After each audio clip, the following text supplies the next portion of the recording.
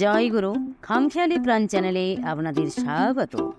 আজ আমরা পড়ব পুরানো কথা 108। লিখছেন ডক্টর শ্যামল ভট্টাচার্য। জয় গুরু। দান নয় বিপর্যয়।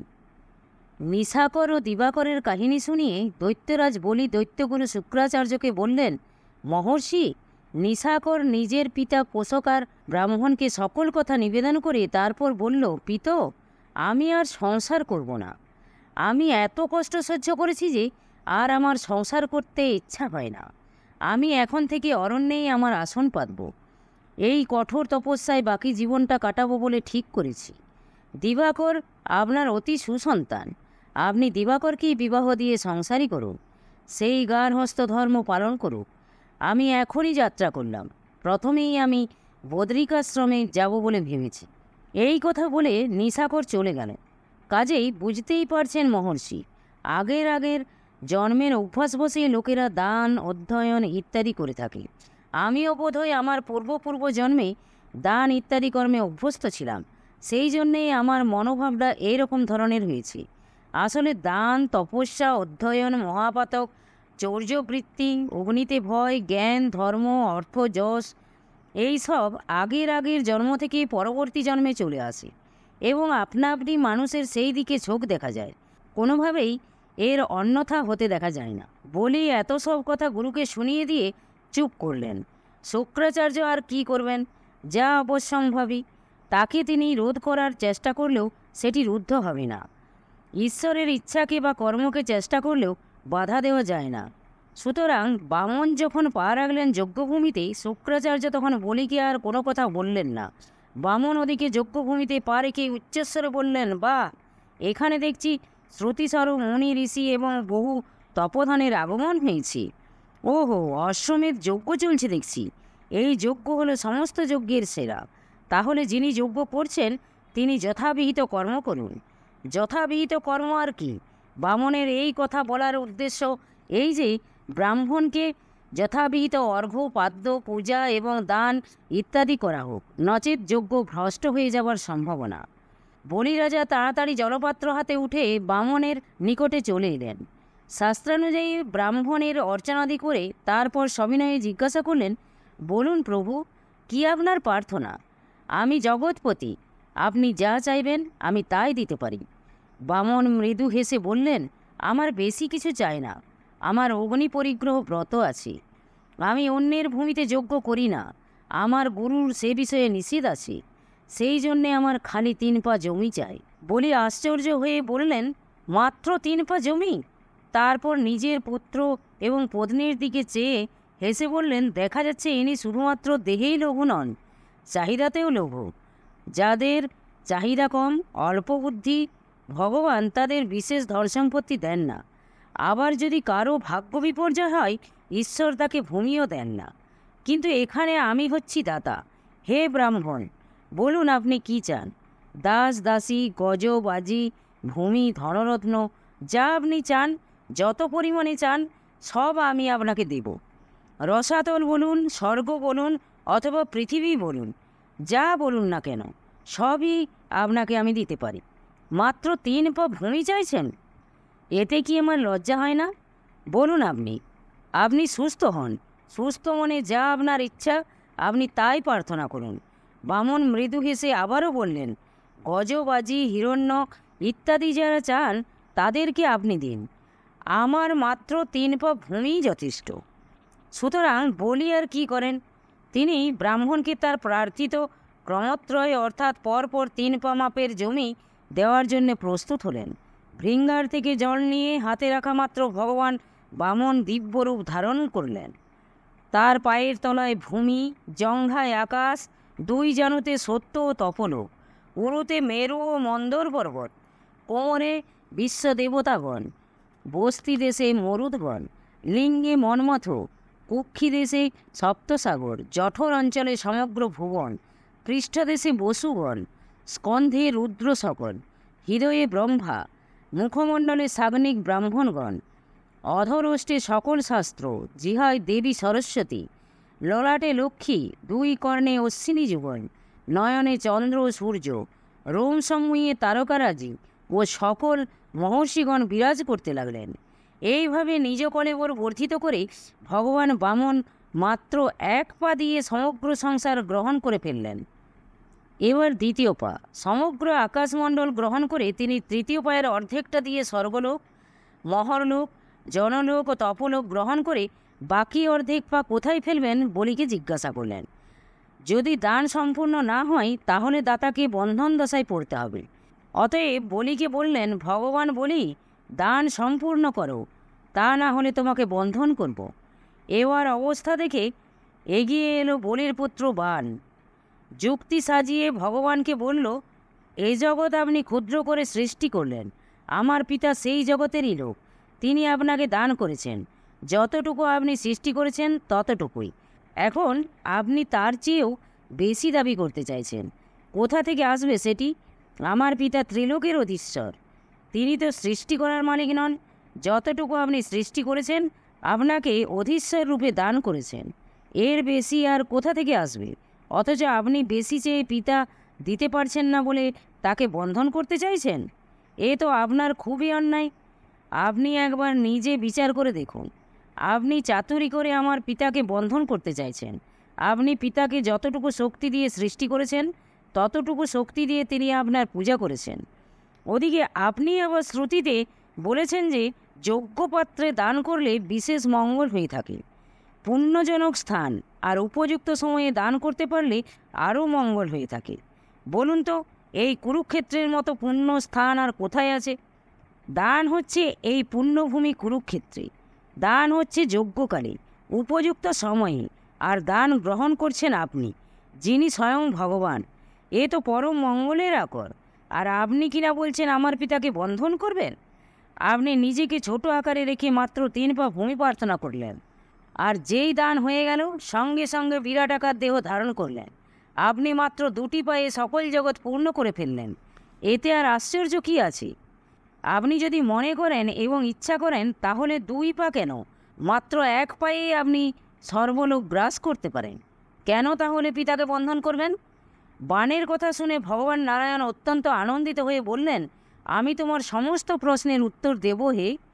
আচ্ছা বলো দেখি বান, আমি যখন 3 পা ভূমি চাইলাম তখন সে আমার চেহারা দেখে অসংকোচে 3 পা ভূমি দান করে দিল। তোমাদের গুরু দৈত্যাচার্য শুক্রকেও সে অনেক জ্ঞান বিতরণ করে ফেলল। সে কি জানে না আমি কে, আমার পরিমাণ কতটা হতে পারে? তার গুরু কি তাকে সে বিষয়ে সাবধান করে দেননি? আমি তো বলবো সব জেনে বুঝেই সে এই দান করেছে। এখন তার ফলভোগ তো করতেই হবে, তাকে তার কথা রক্ষা করতেই হবে, নচেত সে বন্ধন দশায় পড়বে। ব্যাখ্যা ও মন্তব্য। পূর্ব জন্মের অভ্যাস বা চেতনা পরবর্তী জন্মেও যে প্রভাবিত হয় তার কথা ভগবান গীতায় বলেছেন।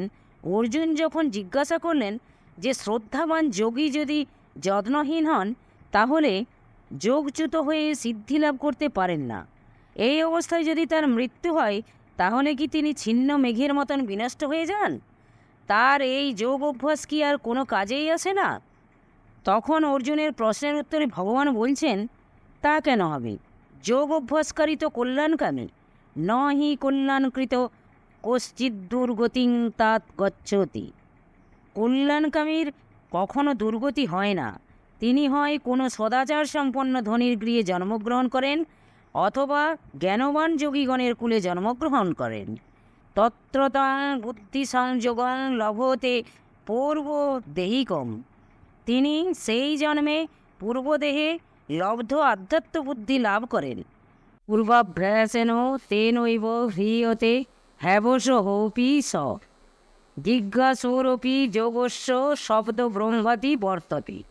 তিনি আগের জন্মের অভ্যাস বসে কতকটা যেন অবশ হয়েই আবার যোগের প্রতি আকৃষ্ট হন। এমনকি যোগ সম্বন্ধে জানতে ইচ্ছুক ব্যক্তিও বেদের কর্মসকল অনুষ্ঠানের যে ফল তাকে অতিক্রম করে এগিয়ে যান এবং আরও বেশি যত্ন করে শেষ পর্যন্ত সিদ্ধি লাভ করেন। প্রসঙ্গক্রমে উমাচরণ মুখোপাধ্যায়ের ত্রৈলঙ্গ স্বামীর কথাবার্তার কিছু অংশ উল্লেখ করা যায়। উমাচরণ একজন নিষ্ঠাবান ব্রাহ্মণ ছিলেন। বিহারের মুঙ্গেরের একটি বড় ডাক্তারখানায় তিনি চাকরি করতেন। সন্ধ্যার পর বাসায় ফিরে হাত পা ধুয়ে তিনি নানান সাধু মহাত্মাদের জীবনী পড়তে বসতেন। আবার কোথাও ধর্মালোচনা থাকলে ডাক্তারখানা থেকে ছুটি নিয়ে সেই সব আলোচনা শুনতে যেতেন। এই সব করতে করতেই অকস্মাৎ তার মনে পূর্বজন্ম বা জন্মান্তর নিয়ে এক অদ্ভুত সন্দেহ দেখা দিল।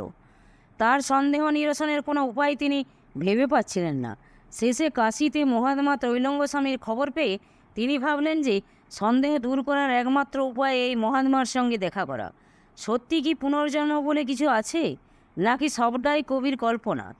পণ্ডিতরা এ বিষয়ে হয়তো অনেক শাস্ত্রযুক্তি দেখাবেন, কিন্তু কোনো প্রত্যক্ষ প্রমাণ তারা দিতে পারবেন না। প্রত্যক্ষ প্রমাণ একমাত্র হয়তো দিতে পারেন স্বামীজি। সুতরাং 1287 সালের অগ্রহায়ণ মাসের গোড়ার দিকে একেবারে 3 মাসের ছুটি নিয়ে উমাচরণ কাশীর নারদঘাটের কাছে একটি বাড়িতে এসে উঠলেন আর ত্রৈলঙ্গ স্বামীকে দর্শন করতে গেলেন, তাকে পুনর্জন্ম বিষয়ে জিজ্ঞাসা করবেন বলে। কিন্তু ত্রৈলঙ্গ স্বামী উমাচরণকে দেখা মাত্র সেখান থেকে চলে যেতে বললেন। ফলে স্বামীজিকে আর তার প্রশ্নটা বলা হলো না। হতাশ না হয়ে আবার সেদিন বিকেলে গেলেন, কিন্তু স্বামীজির নির্দেশে ফিরে আসতে বাধ্য হলেন। জিজ্ঞাসা করে উঠতে পারলেন না। এমনি করে 12 দিন পর্যন্ত একইভাবে চলল। আশ্রমে যান আর ফিরে আসেন। 13 দিনের দিন তিনি কেঁদেই ফেললেন। তাই দেখে ত্রৈলঙ্গ স্বামী তার সেবককে মঙ্গলদাসকে দিয়ে বলে পাঠালেন যে উমাচরণ যেন এখন চলে যায় আর কাল সকালে আসে। পরদিন সকালে এলে স্বামীজি তাকে আদেশ করলেন গেরিমাটি ঘষতে। একটা পাথর, গেরিমাটি আর জলের পাত্র তাকে দেওয়া হলো। তিনি সকাল বিকেল গেরিমাটি ঘষতে লাগলেন, কিন্তু তার প্রশ্নটা স্বামীজিকে করার সুযোগ পেলেন না। এই রকম করে 28 দিন কেটে গেল। একদিন গেরিমাটি ঘষতে ঘষতে তার হাত একেবারে অবশ হয়ে গেল, কিন্তু স্বামীজি তাকে আরও জোরে জোরে ঘষতে আদেশ দিলেন। কি আর করেন তিনি? যতটুকু শক্তি ছিল নিংড়ে নিয়ে কোনো রকমে ঘষা শেষ করলেন, কিন্তু পরের দিনে তিনি আর পারলেন না। 2টি হাতই অচল। স্বামীজির পদতলে বসে উমাচরণ ভাবতে লাগলেন যে আজ আমাকে বোধহয় ইনি তাড়িয়েই দেবেন। আমি আর গেরিমাটি ঘষতে পারছি না, আমার কোনো ক্ষমতাই আর নেই। কিন্তু আজ ঘটল অন্যরকম। স্বামীজি মঙ্গলদাসকে দিয়ে জিজ্ঞাসা করে পাঠালেন উমাচরণ দেবনাগরী পড়তে পারেন কি না। হ্যাঁ সূচক উত্তর পেয়ে স্বামীজি অনেকগুলো রোল করা কাগজ দিয়ে সেগুলি বাংলায় অনুবাদ করার আদেশ দিলেন উমাচরণকে।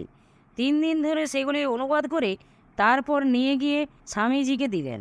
মনে মনে ভাবলেন যে আজ তিনি মনের কথাটা জিজ্ঞাসা করবেন, কিন্তু হায়, স্বামীজি কাগজগুলি নিয়ে উমাচরণকে পড়তে বললেন। পড়া চলছে, স্বামীজি শুনছেন। যখন পড়া শেষ হলো তিনি শুয়ে পড়লেন, আর প্রশ্ন করা গেল না। উমাচরণ বাড়ি চলে গেলেন।